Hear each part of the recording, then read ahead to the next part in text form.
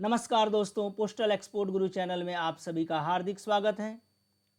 आज की वीडियो में हम लोग एक अति महत्वपूर्ण विषय पर डिस्कस करने जा रहे हैं।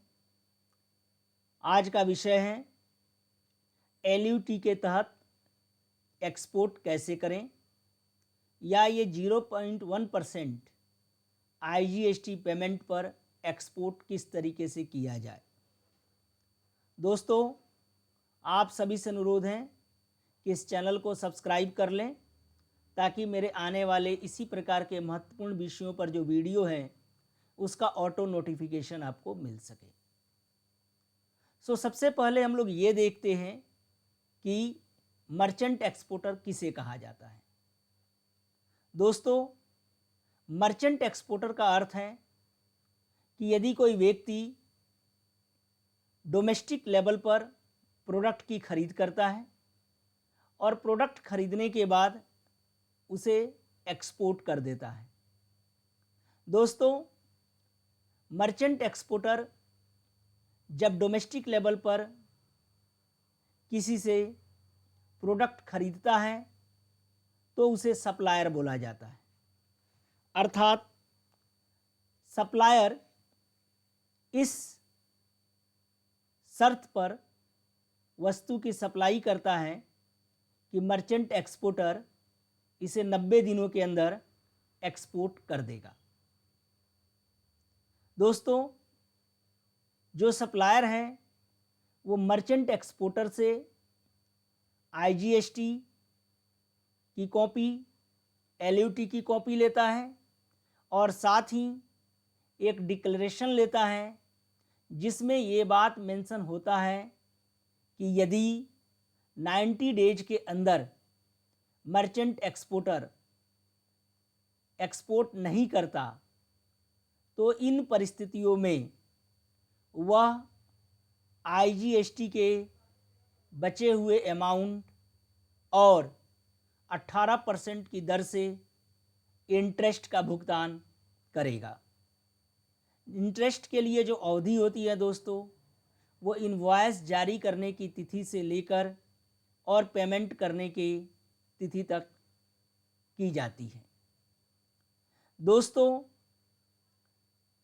जो डिक्लेरेशन मर्चेंट एक्सपोर्टर को सप्लायर को देना होता है उसका फॉर्मेट आपको डिस्क्रिप्शन बॉक्स में मिल जाएगा। सामान्य तौर पर एलयूटी के तहत मर्चेंट एक्सपोर्टर उसी सप्लायर के साथ प्रोडक्ट खरीदता है जो जीएसटी में रजिस्टर्ड होता है।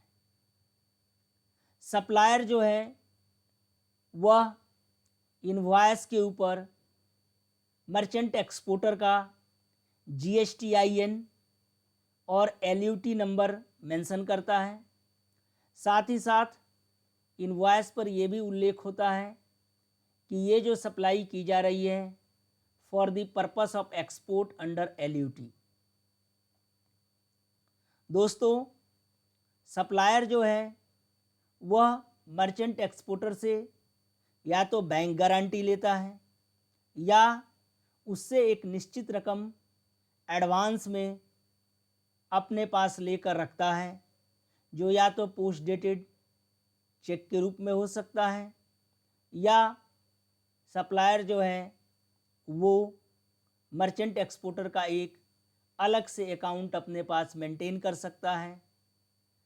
सप्लायर जब भी मर्चेंट एक्सपोर्टर को एलयूटी के बेस पर प्रोडक्ट की सप्लाई करता है तो वह सप्लाई के समय केवल 0.1% की दर से आईजीएसटी क्लेम करता है और यह जो रकम है 0.1% की उसे वो अपने GSTR-1 में दिखाता है।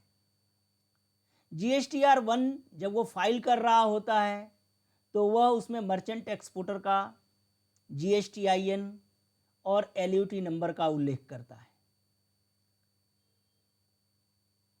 मर्चेंट एक्सपोर्टर अपने रिटर्न्स में ये जितने भी वस्तु, जितने भी जो भी आपका प्रोडक्ट सप्लायर से ख़रीदा है उसकी वैल्यू, उसका जो IGST है उसको इनपुट क्रेडिट के रूप में दिखता है, लेकिन कभी भी मर्चेंट एक्सपोर्टर को इस इनपुट क्रेडिट का उपयोग नहीं करना चाहिए।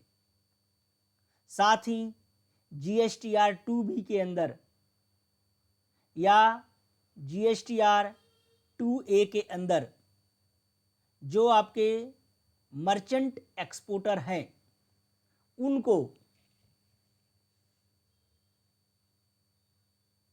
मर्चेंट एक्सपोर्टर को वो रिटर्न जो सप्लायर ने फाइल किया वो सारे डिटेल्स उसको दिखाई देता है। अब जब मर्चेंट एक्सपोर्टर उस प्रोडक्ट को एक्सपोर्ट कर देता है तो शिपिंग बिल की डिटेल्स जैसे shipping bill number, EGM number, date of shipping bill, इन सारी चीज़ों के बारे में वह अपने रिटर्न में मेंशन करता है। दोस्तों, आइस गेट पोर्टल जो कस्टम्स का अपना पोर्टल है वह जो है सप्लायर और मर्चेंट दोनों के रिटर्न्स को मिलान करता है, और यदि किसी मर्चेंट एक्सपोर्टर ने LUT के बेस पर सप्लायर से प्रोडक्ट खरीदा है और 90 डेज के अंदर उन्होंने शिपिंग बिल की डिटेल्स नहीं डाली हैं तो ऐसे में आइस गेट फ्लैग इशू करता है। मर्चेंट एक्सपोर्टर और सप्लायर दोनों को नोटिस जारी होता है, और ऐसी परिस्थिति में जो सप्लायर है उसे इनवॉइस जारी करने के दिन से 18% का इंटरेस्ट और IGST की रिमेनिंग अमाउंट का अर्थ है कि जब सप्लायर ने मर्चेंट एक्सपोर्टर को सामान सेल किया था तो उस समय 0.1% ही IGST लिया था, तो अब जो रिमेनिंग जो है IGST है 17.9% का, वो प्लस इस राशि पर इंटरेस्ट जो आ रहा है वो दोनों ही चीज़ों को सप्लायर को जमा करना पड़ता है। दोस्तों, मुझे उम्मीद है कि आप ये समझ गए होंगे कि किस तरीके से सप्लायर और मर्चेंट एक्सपोर्टर LUT के अंदर बिजनेस करते हैं, और साथ ही साथ किस तरीके से इनके रिटर्न का सिस्टम वेरिफिकेशन करता है। दोस्तों, मर्चेंट एक्सपोर्टर और सप्लायर दोनों को ही कुछ डॉक्यूमेंट्स अपने रिकॉर्ड के लिए और ऑडिट के लिए सुरक्षित रखना चाहिए, जैसे LUT की कॉपी, GSTIN की कॉपी, सप्लायर को इनवॉइस की कॉपी रखनी चाहिए, शिपिंग बिल की कॉपी रखनी चाहिए। जब मर्चेंट एक्सपोर्टर का शिपिंग बिल आ जाता है तो मर्चेंट एक्सपोर्टर शिपिंग बिल की कॉपी सप्लायर को उपलब्ध कराता है, और सप्लायर को ये कॉपी सुरक्षित रखनी चाहिए। साथ ही साथ दोनों को इस बात का ख्याल रखना चाहिए कि जो भी सप्लाई हो रहा है वो 90 डेज के अंदर निश्चित तौर पर एक्सपोर्ट हो जाए। यदि 90 डेज में ये एक्सपोर्ट नहीं होता है और यदि कोई इसका वैध कारण है तो ऐसी परिस्थिति में मर्चेंट एक्सपोर्टर को अपने जुडिशनल कमिश्नर के यहाँ जो डिले हुआ है उसमें इनको GST फाइल करने के लिए अतिरिक्त समय मांग लेना चाहिए। यदि इनके जुडिशनल कमिश्नर, कस्टम कमिश्नर जो हैं इन्हें 90 डेज से ज़्यादा की मुहल्लत दे देते हैं तो ऐसी परिस्थिति में इन्हें ब्याज नहीं देना पड़ेगा।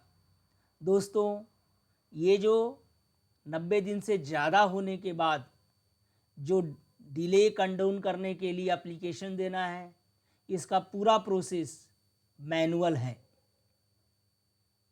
दोस्तों, मुझे उम्मीद है कि आप LUT के तहत मर्चेंट एक्सपोर्टर कैसे बिजनेस करता है या 0.1% IGST क्या है, इसके बारे में आप अच्छी तरह से समझ गए होंगे।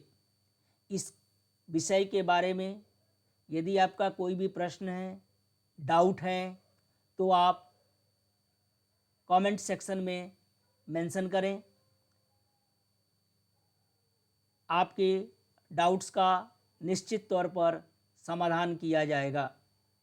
इस वीडियो को देखने के लिए आप सभी का बहुत बहुत धन्यवाद।